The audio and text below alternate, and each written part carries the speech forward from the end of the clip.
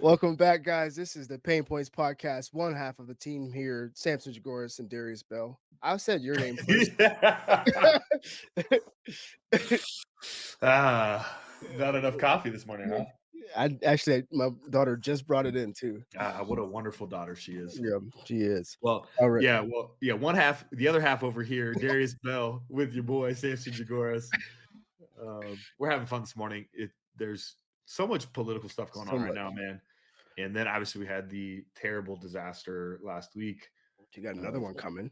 Another one coming. I think Helen was most devastating because nobody expected it to do so much devastation inland as it did. Yeah. So yeah, it's been hard to watch, and then sifting through the chaff of what's really going on, what's not going on. I personally had some people that I know close to me who had family in that area. Thankfully, they were okay. So it's a bit of a dumpster fire at the moment, Mm. but we're gonna stay out of the political vein today and just keep it more pointed towards some things that inspire us as entrepreneurs and things that we need to be paying attention to in the economy, hitting on some marketing.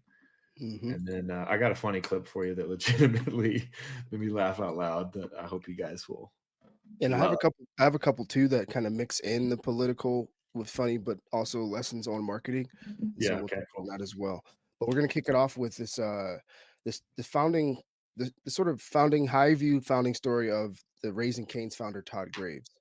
Um, I don't know about you guys, but in Fort Collins, uh, Raising Cane's, they literally have like a quarter mile long line every day from like 4 to 8 p.m. It's that But in everywhere. the If you go to the one in Thornton, it's the same way. It's right next to the In and Out, which is like a dumpster fire. Those two right next to each other, but unbelievable. Well, and it's crazy for us here because it's only a 3-lane main road on College, Yeah, and they shut down 1 lane at the busiest part of to get in and out of the downtown area, and it's yeah. like, I've cursed their name for years, but But the chicken is all the rage. crushing it, they're crushing it, and so I wanted to share a little bit of the just the story of him because I was like, "Man, this is cool," and so it turns out so Todd Graves, he had this idea for Raising Cane's when he was in college. He had exposure working in different places, restaurants and stuff, but he had the idea of like, I'm gonna open up a restaurant that only served chicken fingers. Yep. And so while the concept was simple, his passion for the idea, he was locked in. Um, but here's the thing: being a business student, he had exposure to professors. The professor dismissed the idea, saying it was one of the worst business proposals he'd ever come across. Suggest Of course. suggesting it was too much of a niche to survive in the competitive food industry, right? Well, So and that's also coming from a professor. So first rule of entrepreneurship, never listen to somebody who is teaching as a career professor in yeah. college. Does he do what you want to do? No? Okay. Yeah.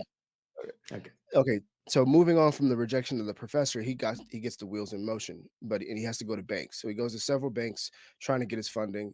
Mm, I didn't see the number, but tons of banks rejected him to the point where he had to go raise money from family and do all sorts, save his own money for a couple years, work like 80, 90-hour weeks just to collect the funds.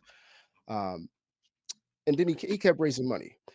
And so he actually raised money, was working on a fishing boat, doing some crazy hard work, and you know, ultimately got there.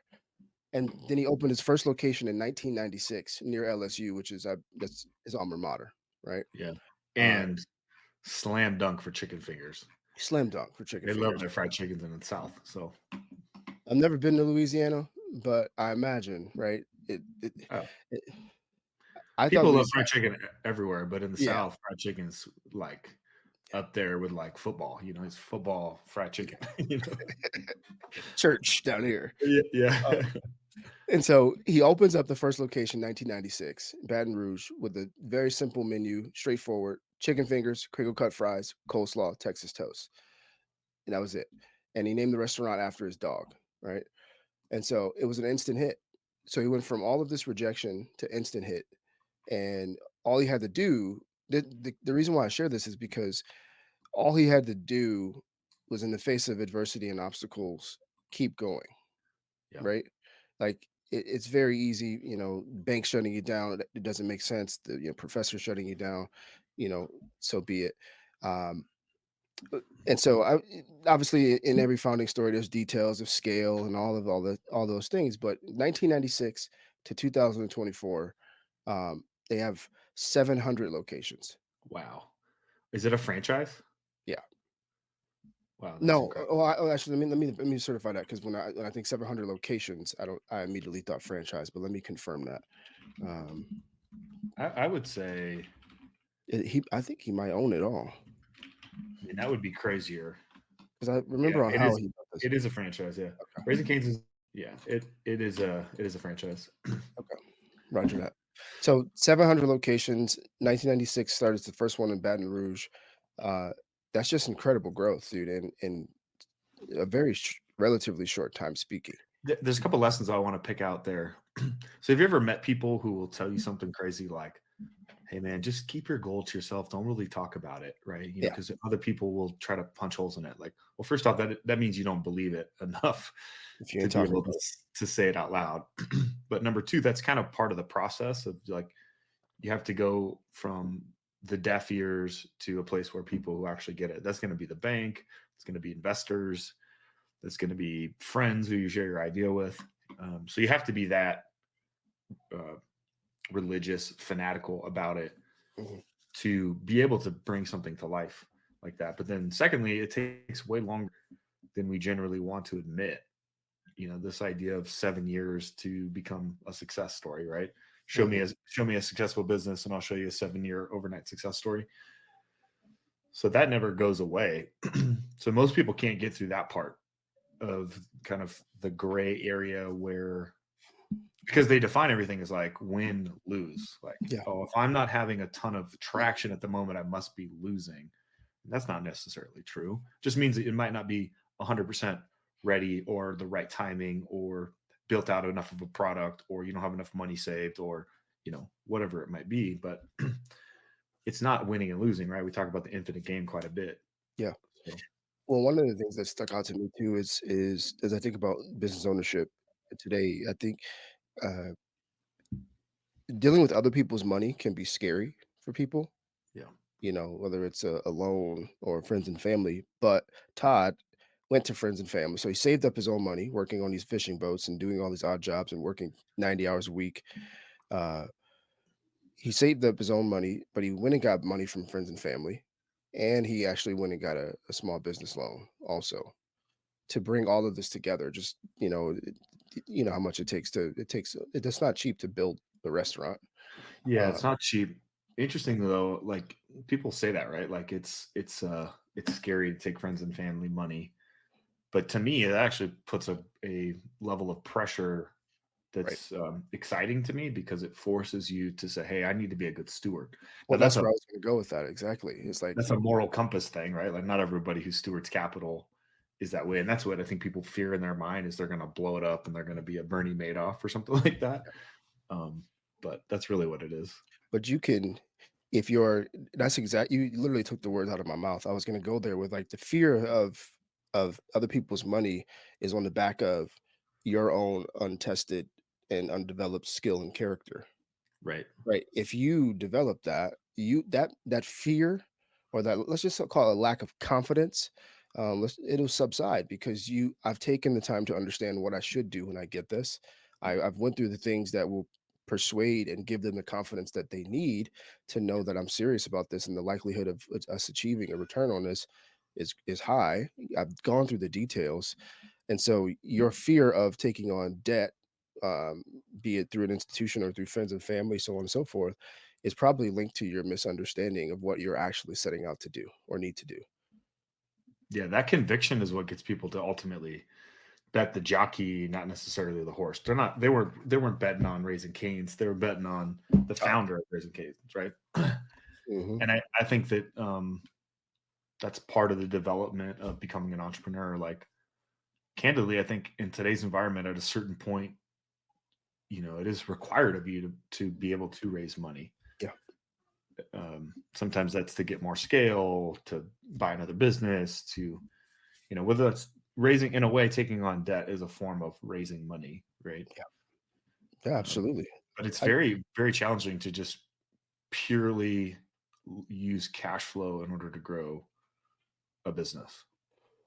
Yeah, I think that's something I've personally just been wrestling with is like, I mean, I guess the speed and the ability, the range.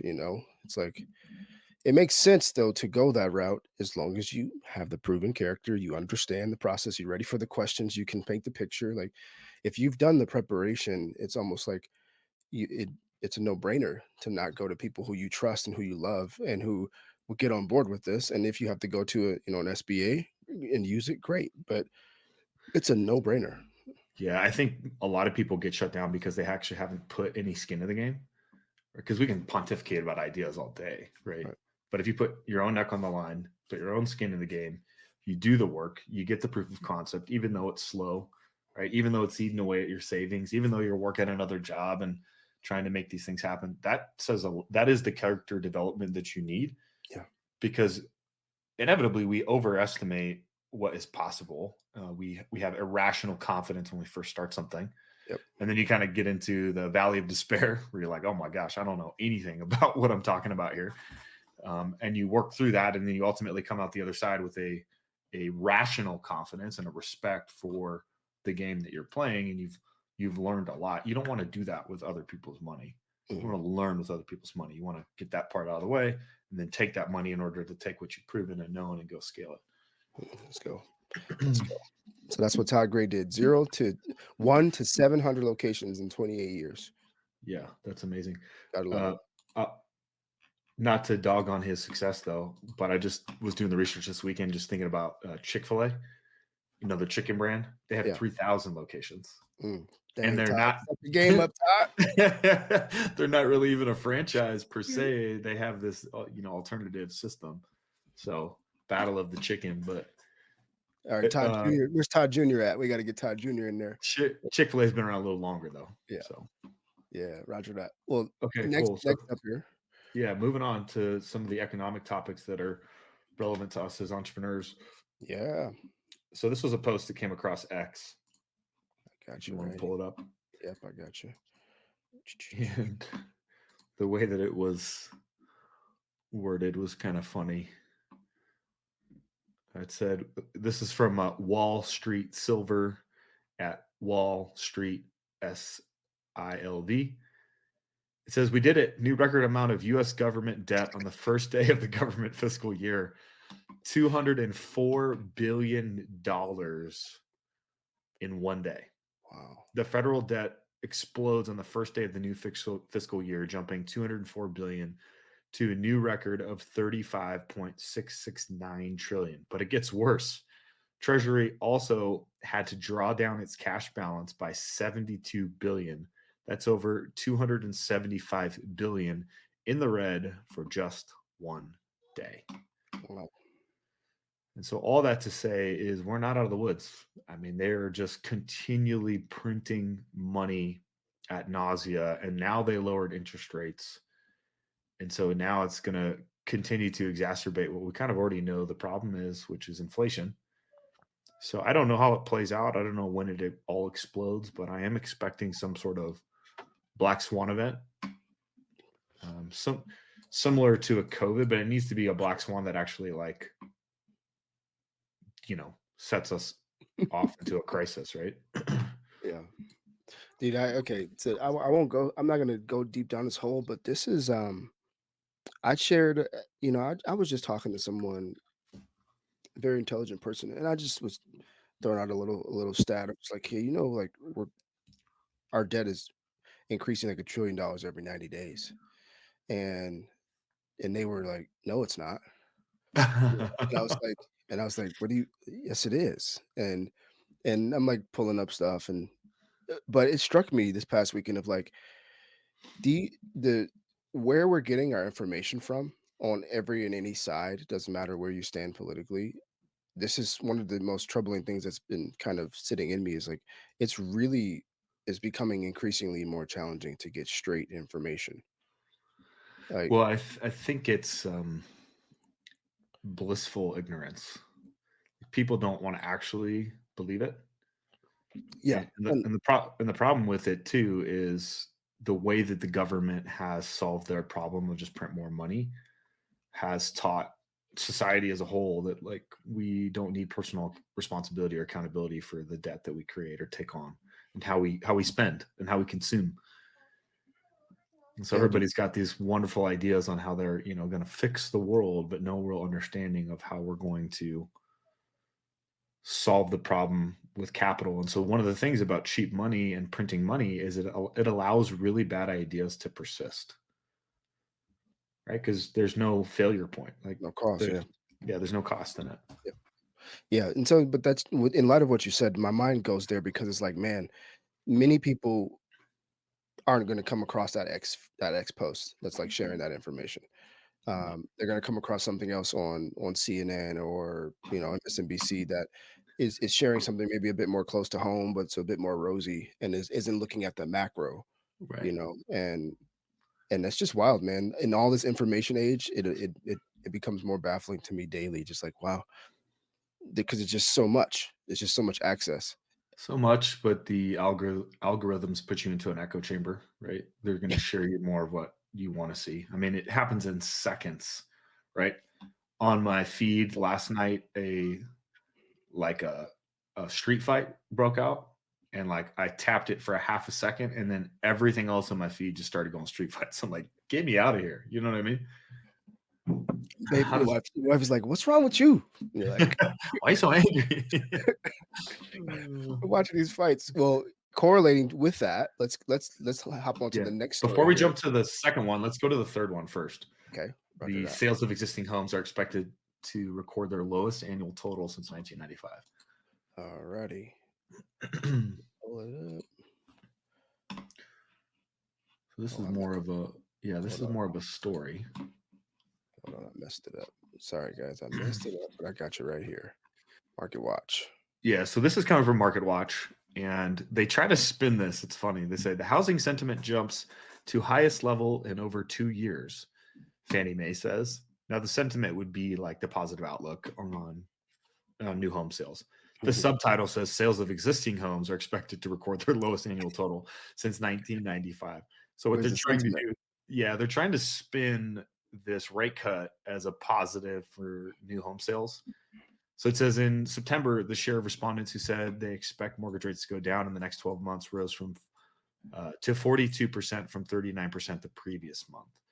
The shares of respondents who expected home prices to go up over the same period also increased to 39% from 37%. So it's at all time lows. The sentiment's slightly up because people expect the mortgage rates to adjust, but the overall cost of homes is expected to go up, which is net bad for Ugh. people to buy new homes. So, despite the outlook over home price growth, the big surge in optimism over rates pushed the sentiment about the housing market up to the highest level in over 2 years. Bah, I don't really believe that. Fannie Mae's monthly home purchase sentiment index rose 1.8 points in September to 73.9. They try to make that sound really better than it is. The HPSI uses information from Fannie Mae's National Housing Survey, which goes back to 2010. Mm. All that's to say is when we're actually trying to get a read on the market, like what's happening in the economy, these are the places where we actually need to look, right? How are people feeling confident in buying a new home? Because that's your customer base, right? That's really what they're thinking about in their pocketbooks, how they're spending their money. Mhm. Obviously, we talk about consumer reports on here. We talk about oil and gas prices on here. Those are all things that ultimately impact your customers. Those are things that ultimately impact us as business owners that we need to be paying attention to. Right. All that to say that the 10-year treasury actually increased in the past week. That's not in here, but the 10-year treasury actually increased in the last week, which really tells us that they're expecting future inflation, and the rate cut that the Federal Reserve rolled out really has no impact on the ultimate Mhm. treasury market, though it sets a baseline minimum. The markets themselves, where the bonds are trading at, is really what's dictating the interest rate price or the interest rate numbers. And so people are not dumb, and they know that we're not out of the woods. So I think we're just kind of delaying the inevitable. And so sometimes it makes me wonder of like, whoever gets in office next, are they just going to dump it on them and worst economy ever under this president. It certainly if it can feel like it's leading up to that for sure. It just feels like we're in a you don't have to be an economist or even have the vast knowledge you have to feel. I was telling my wife, actually, we were driving the other day. I was like, I said, if you really pay attention, you can just feel Right. change in the air. You don't even gotta have like knowledge of every nook and cranny of statistics and systems and formulas to feel like, yeah, something's coming because you have problems here, you have problems here, you have problems here, you have problems here, no one addressing anything, and no one, just acting like nothing's happening essentially. Right. And because we don't know what it's like as Americans to not, be comfortable for the most part, unless you've really gone through like '08, '09, and other bouts because you had skin in the game. Everyone who didn't have skin in the game didn't really feel anything. Yeah, or just I don't know, studied history. Yeah, that too. That you too. know, history doesn't repeat, but it tends to rhyme. So all that kind of sets up for this third story, or it's Mhm. actually a Twitter post that I saw, Yeah, I but got it it right was here. laying out the world fertility rates. Uh, it says a fertility rate below 1.6 means 50% less new people after 3 generations, say 100 years. Below 1.2 means an 80% drop. On this chart, the US is at 1.64. China, Japan, Poland, go back real quick. China, Japan, Poland, and Spain. Spain are all below 1.2. South Korea is at 0.7, which is a 96% drop. And the subtitle of the post says mass extinction numbers. So, why does this actually matter to us? Well, if you look at like Russia, for example, or China, for example, they now have more old people than they have young people. Mhm. And for an economy, that is a really, Yeah, it's a really bad. bad thing. Because if you don't have people entering the workforce and you have Mhm. this increasing demand by way of elderly people on the system, right? And we're taking care of those people in the system, then you have an upside down economy, Right. and you're going to end up like Russia. You're going to end up like China, and the only way out of that is to print your way out of it, like we're doing, right? So I think this is some of it. But the question becomes, why are people having less children? And I don't entirely know the answer, but I do know that like sometimes as a parent, I stress about bringing children into the world that we're living in today, and that we're basically cashing future generations checks with today's money printing. Yeah. And no, I mean, I would position some of that to be the answer, which is the I would say maybe in the millennial Gen Z generation, the view of children is viewed primarily, economic feasibility, and but the other side is the personal ethos of like, this is going to change my lifestyle, and I need to be ready for that change. There's a certain level of like personal preparedness. Those two coupled with economic wisdom, which isn't coined as wisdom, but kids are expensive. You hear people say, Yeah. or I'm not ready to have a kid. I'm ready to do everything that produces a kid, but I ain't Yeah. ready to have a kid, right? And so, um, yeah, and then you just have the spiritual components. There's many layers to the conversation, but it's not good to be a society, um, as that post pointed out from Marco. Uh, if you're anti-kid, it's probably because you're anti-family. It's probably because you're anti-God. That's probably Yeah. because you're anti-authority in anything. Like it's just It's the changing dynamics though as well, right? If you look like Russia's a really hard place to live. And so it was pretty rural for a very long period of time. And if you look, having many children was actually kind of a necessity to being able to survive, work the land, etc. And then you had the formation of major city centers, and that was the point when a lot of Russians started having less kids and people started moving to where convenience picked up, right? yep. They didn't have to be in such rural economies, and we could have a more uh, diverse economy where we could trade for goods, right? Hey, I raise cows, you raise chickens, I give you beef, you give me eggs, right? I don't have to be able to raise both of those things. Yeah. Um, so that goes on for 100 years or a couple generations, and before you know it, there's less and less children being born, and then you have an entire generation that grows up and says, I don't really want a lot of kids because I didn't grow up with a lot of kids. Well, so we Yeah. don't understand the long term impact of it. No, we And the don't. United States has gone through it globally. We've gone through it. We've become, a more connected consumer based economy where we really rely on other countries' goods and services and kind of back to cheap money allows bad ideas to persist. Like, I don't know how good that actually is for us long term. Yeah. Well, and we have a let's just speak to America.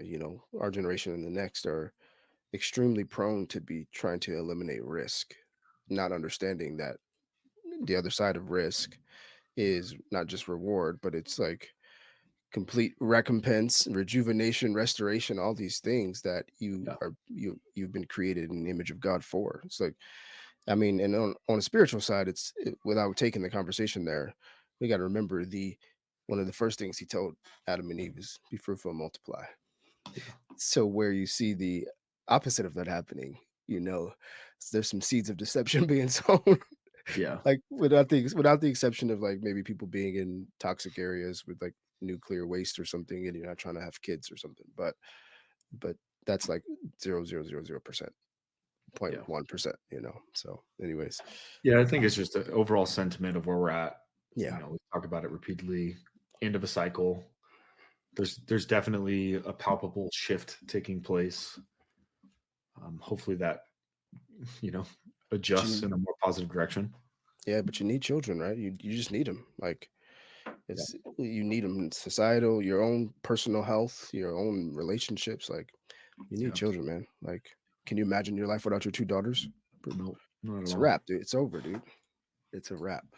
Well, okay, so we're gonna shift gears into some sort of content and marketing, and um, I I pulled these clips in today.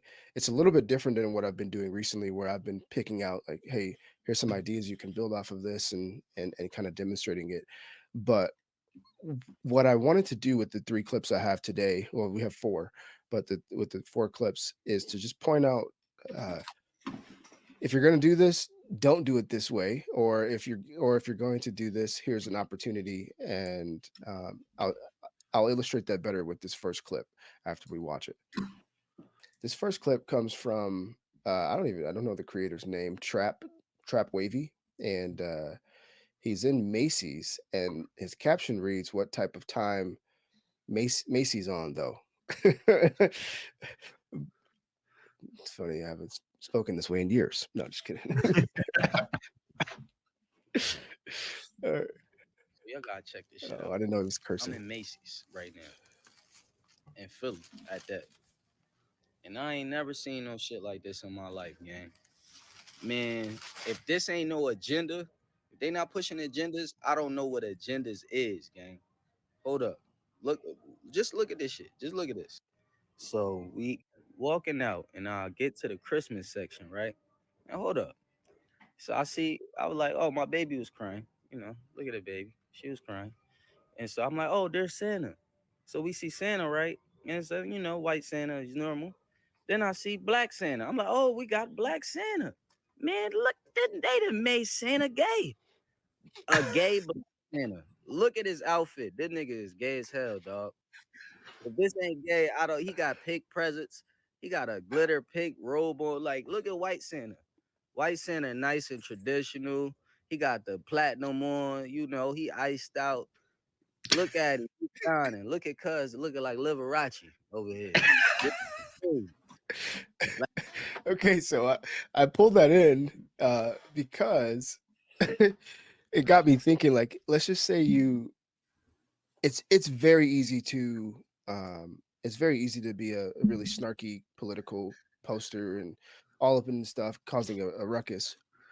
But I was like, dude, if you're a creator and you're passionate about news and politics and talking about culture, like just asking questions and making observations as opposed to like dropping the opinion, Yeah. right?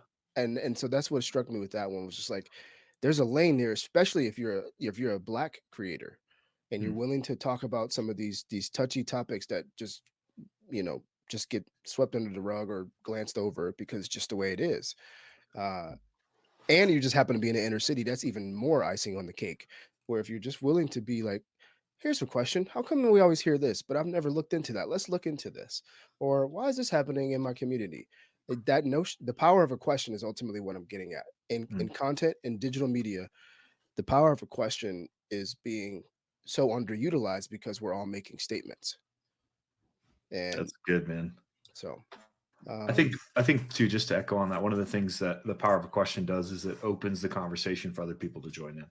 yeah, And that's what's interesting about content is when people feel like they can engage or have an opinion on it. yeah, That's when you have the ability to go viral. yeah. Okay, so this next clip, the lesson in these next two clips is this: it's that um, everyone wants to play the content game, right? We want to play the content game, and we want to be everywhere all at once. And but here's the thing, dude: you really need to focus on one channel, and you because the more you can focus on one channel, you can focus on your message, the quality of your brand, and everything you're doing, and then you can scale up from there. And we're going to illustrate this through our vice president. So we know what happened last week in over the last week and throughout, Appalachian area, Georgia, Texas, Tennessee, Florida, with the storm. Well, North Carolina got hit hard, and everyone knows that. It's been all over the news everywhere. Well, look at what our vice president said this past weekend on X. Can't see it, but here's what she had to say. This is on October 5th, guys. So this is just Saturday. She says to the people of Lebanon, of Lebanon. Now she's not talking about Lebanon, Ohio. She's talking about Lebanon and the Middle East. They're facing an increasingly dire humanitarian situation. I am concerned about the security and well being of civilians suffering in Lebanon and will continue to work to help meet the needs of all civilians there. To that end, the United States will provide nearly 157 million in additional assistance to the people of Lebanon for essential needs such as food, shelter, water protection, and sanitation to help those who have been displaced by the recent conflict. This additional support brings total U.S. assistance to Lebanon over the last year to over 385 million. Yeah, so disconnected from reality. So disconnected from reality. And the lesson here is this: uh, don't be so focused on reaching everyone and doing all of this and everywhere all at once that you forget to lose sight of, like, what am I doing? Why am I doing it? Who am I? Like, who am I to the people that are really paying attention to me and count on me? Um, and they tore her up in the comments. And of course, but it just was such a stark lesson of like, okay, when it comes to doing content and media and protecting your brand, don't try to be everywhere. Don't try to be everywhere. Like, unless the machine is built, and clearly their machine isn't built properly because they would know, like, hey, you probably shouldn't post that, especially when you haven't talked to your own nation this past week at all, and so it was This just a is lesson there. yeah, the lesson I mean the lesson for business is this can happen right under your nose, right? You achieve new levels, you reach a new level of success, and you start to forget about all the people that helped you get there. And you're so focused on you know how successful and awesome you are that like you just think that your stuff doesn't stink. you know, you Yeah, can do whatever you want, and people just love you, and you're so smart and you're so intelligent. It can happen very quickly. yeah. And you're too busy posturing to all these other people too. Like, you're just trying to be everywhere. I got to show the Middle East that I'm here. I got to show these people that are concerned about this issue that we're here. I got to do this. I got to do that. Actually, what I need to do right now is actually focus on my nation and talk to them, because that would probably be the best thing I need to do if I'm trying to win an election. Yeah, Uh, 100%. you know, instead of foreign interests. So there was another tweet that was Secretary Blinken. It kind of mirrored that, and it was just another rebuffer on that. So I won't show that. But this next one here, uh, I titled it "Gen Z is waking up," and the reason why I'm sharing this one is because uh, they're going to do it with creativity, man. Uh, Gen Z is going to point out a lot of things and speak to the issues and things that they care about, and particularly in the political realm, with creativity and irony and sarcasm. And this is a great example by ReadChoi here on TikTok, who has 6 million followers on TikTok. Dang. Yeah, he's crushing it. And so let me take some screen here. So Reed. Oh, I think I saw this one. You saw this one? I think so. Okay. So Reed was not playing any games. Please help us. We are dying. We are without food, water, or shelter, or any electricity. We need your aid. Understood. We're going to send $8 billion worth of aid Oh, thank you. to Ukraine. Let's do that right away, ASAP. Come on. What? No, a hurricane has completely ravaged the people that you represent. Give us that money. Oh, don't worry. We're going to give you money. Every single one of you is getting $750 each. You sent $8 billion to Ukraine. You're going to give us $750? You know what? We'll take it. How do we get it? Easy. You just go online and apply. And if you pass the application, we'll wire the money right over. Okay, let me get this straight. You want us, people that are trapped in a town with no water, food, resources to spend $750 on, to go online when we have no electricity, so we don't have any Wi-Fi, to get the $750? I'm black, just like one of you. What does that have to do? President Biden, please do something.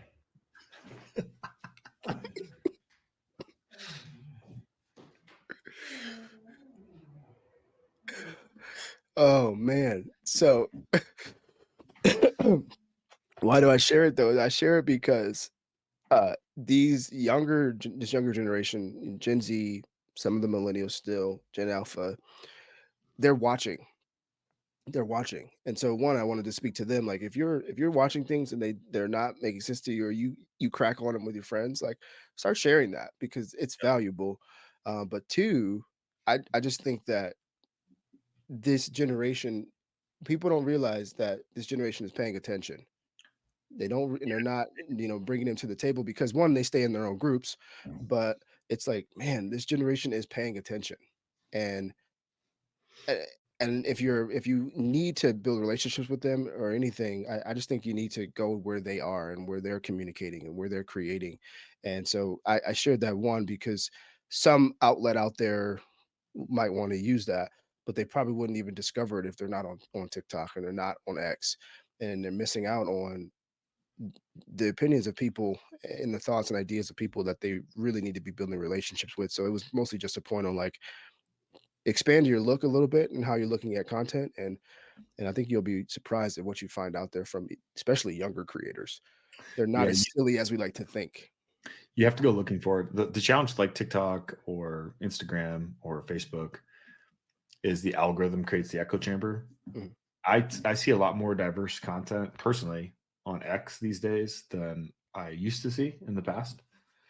And so I think that's just a testament to the algorithm on X being a little bit different than everything else that's out there.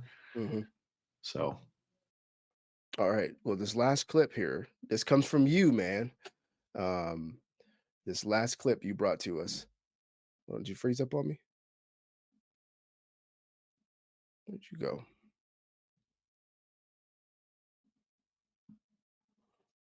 Where'd he go?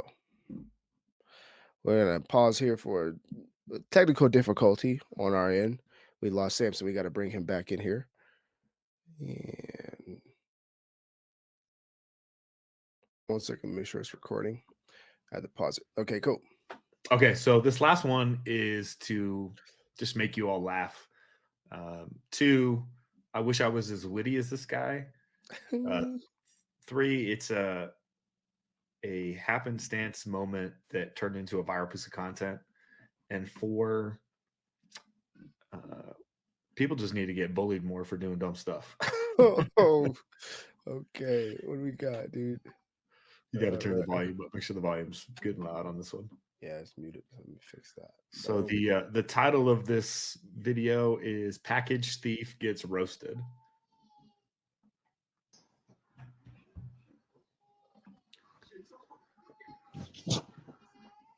That's why you fat.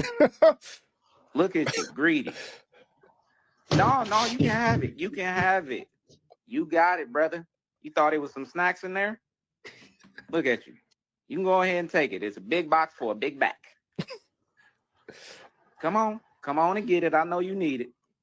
I think I was confused, bro. Oh, I think you hungry. And people act abnormal when they hungry. You've seen the Snickers commercial. Come on and get you his little box. Don't try to run either. I don't want you to have an asthma attack on my porch. Get the box. I know times is hard. I don't live too far. I know you ain't walking far. I know you ain't walking far. You ain't got to tell me. Oh, Go ahead and get it. Big back, big back.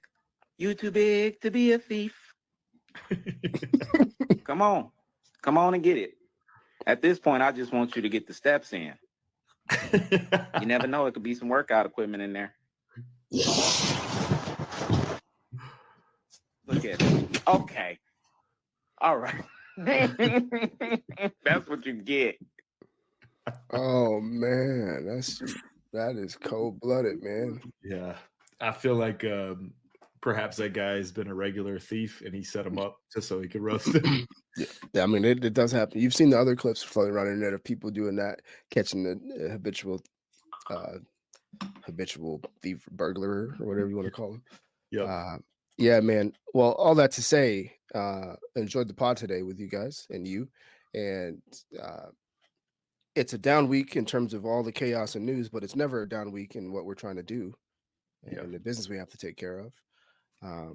And yeah, dude, I'm just like, I'm optimistic about the business owning community. You know, when we talk a lot about where the world is and where the country is and where the country comes from, it's the business community that makes the difference. You understand it. You got to get in the game and understand risk. Takes a lot of risk to make some change, and that's what it's going to take to move us forward from wherever we've been for definitely the last 4 years, but the last 15, 20 years. Facts. Been a downward spiral towards the moment we're at today. And so, yeah. And the last thing I'll say is I think with enough humility and focus, I think it's never been a better time to be creative online. But focus, like not trying to be everywhere at once, but just like this is my spot I'm gonna be, and I'm gonna carve out a spot here. Oh, I think it's never been easier, man. Agreed. Right. Until next week, friends. Take care.